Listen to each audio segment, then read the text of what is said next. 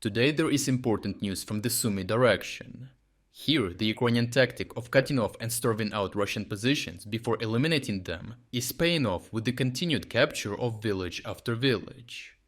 Now the last Russian stronghold in this sector is about to fall, with hundreds of enemy soldiers being left to either die or surrender. Ukrainian forces in Sumy successfully exploit methodical maneuver warfare, pressing forward settlement by settlement to turn Russian positions into manageable targets. Rather than trading lives in costly frontal fights, Ukrainian commanders isolate enemy detachments, sever their supply lines, and then tighten the noose until those positions become untenable.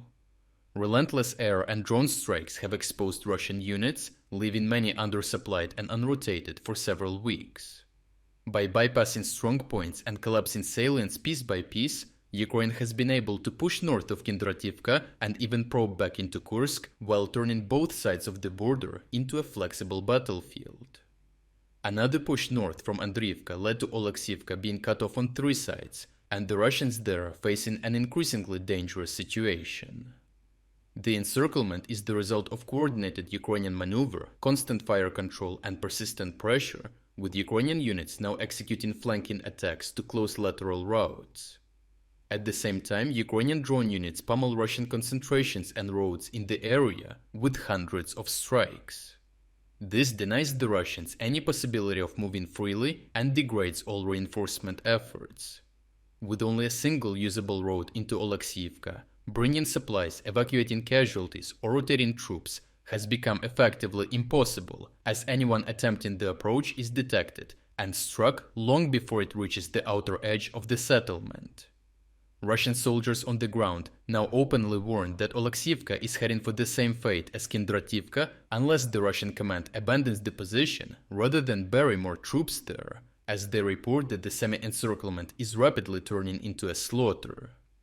Instead, Russian officers have reacted with frantic redeployments in a bid to break the encirclement, as the exhausted 382nd Separate Infantry Battalion of the 810th Russian Naval Brigade was pushed into action at Kindrativka.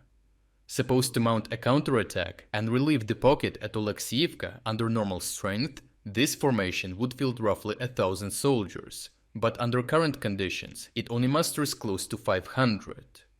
Notably, a large number of these are reportedly newly mobilized, poorly trained, and badly equipped soldiers thrown in just to bring the battalion up to a higher combat readiness on paper.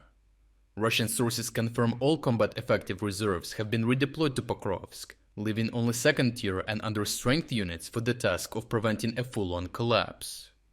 One Russian officer even reported they receive only older people, marginals, and simply not combat-ready recruits in poor physical condition.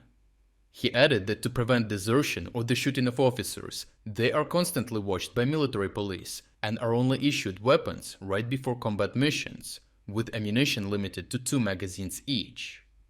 The attempted rushed countermeasure to attack Kindrativka to relieve pressure at Oleksiivka was predictable and fated to fail. Replacements arrived under fire, becoming immediate targets for Ukrainian drone and artillery assets, with exhausted Russian units unable to form coherent assault echelons. Rather than rescuing the encircled formations, these hurried moves only dramatically increased Russian casualty counts. The attempt to plug gaps with understrength battalions highlights an operational dilemma, with Russia's concept of trading bodies for ground running straight into Ukraine's deliberate tactics of isolation, starvation, and attrition. Overall, with the Ukrainians maintaining pressure by holding fire control over the approaches, continuing daily drone strikes, and refusing to be lured into costly frontal battles, Oleksiivka's fate will mirror earlier Russian collapses in the area. Ukraine's advantage is decisive, with its troops being on the offensive and able to choose when and where to fight. The fall of Oleksiivka would fracture the western part of Russia's Sumy incursion, damage morale, and the remaining soldiers would either be captured or neutralized. This will jeopardize the nearby eastern salient and lead to repetition of the events with the same catastrophic outcome for Russia. To watch uncensored combat footage that we used in this report, check out our interactive news map.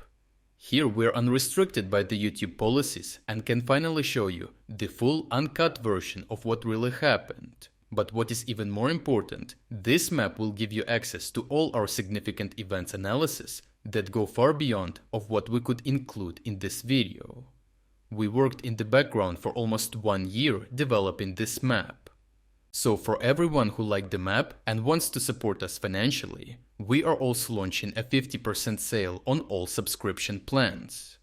Starting from just $3.99, you will not only gain premium access to the map with even more advanced features, but you will also unlock all our exclusive strategic updates, all front overviews, and strategic geopolitics videos. If you wanted to support our efforts but haven't had the chance, now is the perfect time to jump in and make a real difference. So check out the link in the description to become an exclusive member of our community. I truly appreciate everyone who stepped up to join us. Your support means the world to us.